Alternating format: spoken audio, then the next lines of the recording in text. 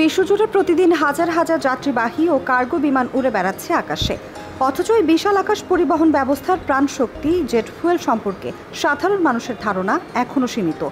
তেলের বাজারে ব্রেন্ট বা ক্রুড নিয়ে আলোচনা যতটা হয়, জেট ফুয়েল নিয়ে তেমন একটা হয় না। অথচ এই জ্বালানি আধুনিক বিমান চালনার অপরিহার্য ভিত্তি। আজ আমরা এই জ্বালানি সম্পর্কে বিস্তারিত জানার চেষ্টা করব। জেট ফুয়েল কি? জেট ফুয়েল এক ধরনের বিশেষায়িত তরল হাইড্রোকার্বন ভিত্তিক জ্বালানি, যা মূলত জেট ইঞ্জিন ও গ্যাস টারবাইন ইঞ্জিন সমৃদ্ধ বিমানে ব্যবহৃত হয়। সাধারণত এটি উচ্চ তাপমাত্রা ও নিম্ন তাপমাত্রা উভয়ই সহ্য করতে সক্ষম, দাহ্য হলেও তুলনামূলকভাবে নিরাপদ ও কম সালফারযুক্ত।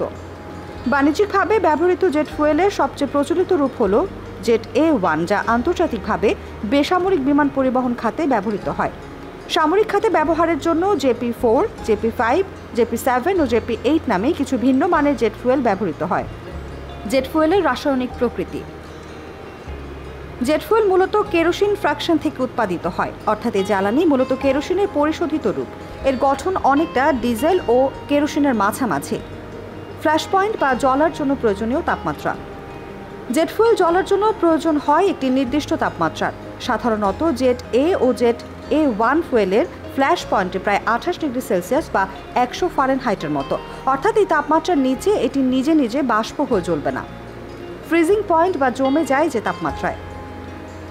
জেট A ফুয়েলের ফ্রিজিং পয়েন্ট হলো প্রায় -40 ডিগ্রি সেলসিয়াস, যা জেট A1 ফুয়েলের ফ্রিজিং পয়েন্ট হলো প্রায় -47 ডিগ্রি সেলসিয়াস।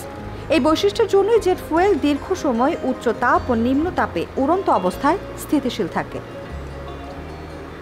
সাধারণ চুলার আগুন ও জেট ফুয়েলের আগুনের মধ্যে পার্থক্য।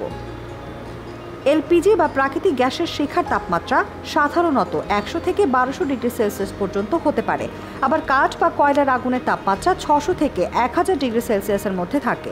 কিন্তু জেট ফুয়েলের শিখা খোলা পরিবেশে 1500 থেকে 2000 ডিগ্রি সেলসিয়াস পর্যন্ত তাপমাত্রা উৎপন্ন করতে পারে, অর্থাৎ সাধারণ আগুনের তুলনায় জেট ফুয়েলের আগুনের তাপমাত্রা দ্বিগুণ হয়। জেট ফুয়েলের আগুন নেভানোর উপায়।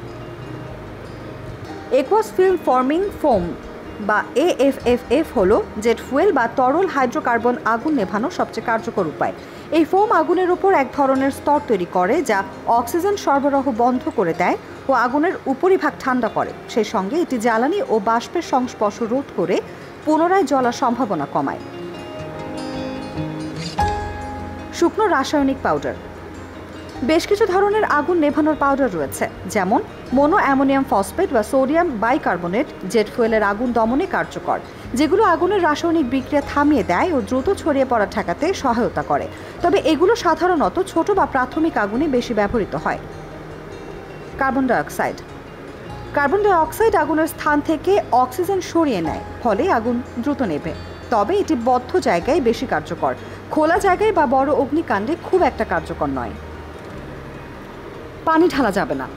জেট ফুয়েলের আগুন নেভাতে কোনোভাবেই পানি ব্যবহার করা যাবে না। পানি ঢাললে এই জ্বালানির আগুন আরও ছড়িয়ে পড়তে পারে, কারণ জেট ফুয়েল পানির চেয়ে হালকা ও পানির সাথে মেশে না। ফলে পানি দিলে ফুয়েল ছড়িয়ে গিয়ে আগুন আরও বাড়বে। পানি দিয়ে আগুন নেভানোর চেষ্টা করলে জ্বালানির উপরে ভেসে থাকা আগুন আরও ছড়িয়ে পড়বে, বিশেষ করে রানওয়ে বা খোলা জায়গায়। জেট ফুয়েল অগ্নিকাণ্ডে করণীয়। দ্রুত ঘটনাস্থল ঘিরে ফেলা ও ফুয়েলের বিস্তার রোধ করতে হবে। ফুয়েল পাইপলাইন বা ট্যাঙ্ক থেকে ফুয়েল প্রবাহ বন্ধ করে দিতে হবে। ফোম সাপ্লাই সহ বিশেষ ফায়ার টেন্ডারের ব্যবস্থা রাখা।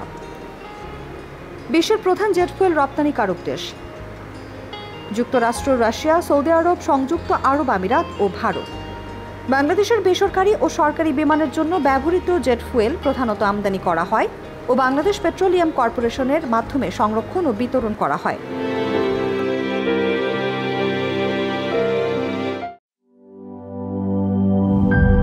গ্লিটারের টুইন লেমন ও অ্যান্টিব্যাকটেরিয়াল ফর্মুলা বাসনকে চকচকে জীবাণুমুক্ত করে আমাদের দেয় গ্লিটার গ্যারান্টি।